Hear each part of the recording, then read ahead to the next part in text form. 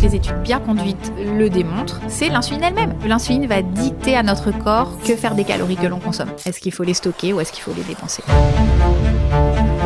Le pancréas va sécréter de l'insuline, dont la fonction est de faire rentrer le glucose dans différentes cellules. On a 20 ans de retard sur les US dans la prise en charge. Et elle est vraiment urgente parce que c'est catastrophique au niveau du corps.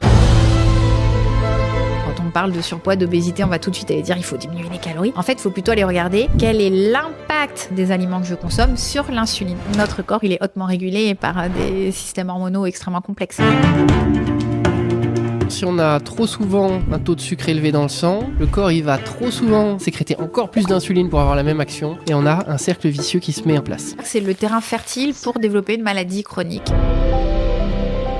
Quand j'ai trop d'insuline, je n'ai pas accès à mes réserves énergétiques. J'envoie un signal à mon cerveau comme quoi je suis en famine en quelque sorte. Et donc le cerveau envoie un signal de faim qui me pousse à manger. La maladie d'Alzheimer, on parle beaucoup de diabète de type 3. Au-delà de la prise en charge, même les gens en fait, on leur dit qu'ils ont un diabète, ils n'ont aucun symptôme, etc. Pour beaucoup, c'est très difficile de comprendre l'urgence de la situation. «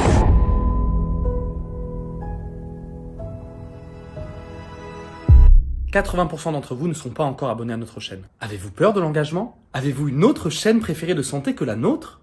Plus sérieusement, abonnez-vous. Raph et moi, on se donne à 100% pour vous inviter les meilleurs experts et vous donner le meilleur contenu possible. Alors, abonnez-vous pour nous donner une meilleure visibilité et pour donner encore plus envie aux experts de venir sur notre chaîne. Merci encore. C'est parti pour l'interview. Selon toi, quel est l'élément dont on n'entend jamais parler et qui est pourtant le plus important pour quiconque souhaite perdre du poids ?